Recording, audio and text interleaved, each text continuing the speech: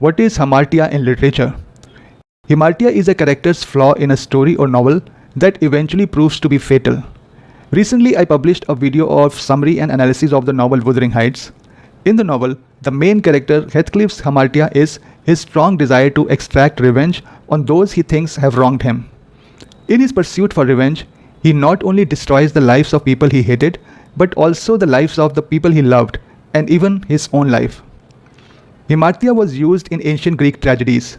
Aristotle used it in his Poetics to describe how a tragic hero, though often noble or admirable, makes a mistake or has a weakness that sets in motion a chain of events ending in disaster.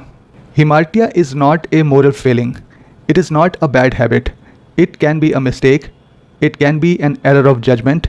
It can be ignorance. It can even be a well-intentioned choice that backfires. In Shakespeare's Hamlet, Hamlet's hamartia is that he is indecisive and he procrastinates. He overthinks. Even when he has a good chance of killing the murderer of his father, he doesn't act in time, and this leads to his ruin and the ruin of his kingdom. In popular cinema, you may have seen hamartia in action in the role of Michael Corleone in The Godfather. To protect his family, he becomes exactly what he never wanted to become. In The Dark Knight, Bruce Wayne believes that he alone must bear the burden of justice. As a result, he makes morally grey choices, pushes away allies, and sometimes even becomes a villain to protect the idea of the hero. What about hamartia in popular novels and TV series? In The Great Gatsby, J. Gatsby's excessive idealization of Daisy ultimately leads to his death. In Harry Potter series, bitterness and inability to move past old grudges lead Severus Snape to take many bad decisions.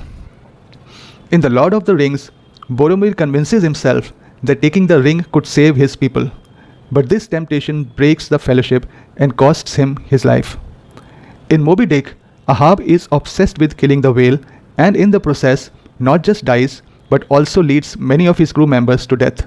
In Game of Thrones, Ned Stark doesn't die because of greed or ambition. He dies because of his unyielding honor and rigid sense of morality. Ned Stark's hamartia is that he applies his personal code of honor in a world where survival depends on compromise and deception. Indians can easily recognize hamartia in Prithviraj Chauhan, who was the king of Ajmer and Delhi in the 12th century. In the first battle with Muhammad Ghori, he defeated him and captured him. Instead of executing him, he released Ghori out of a sense of chivalry and the Rajput code of honor toward a defeated enemy.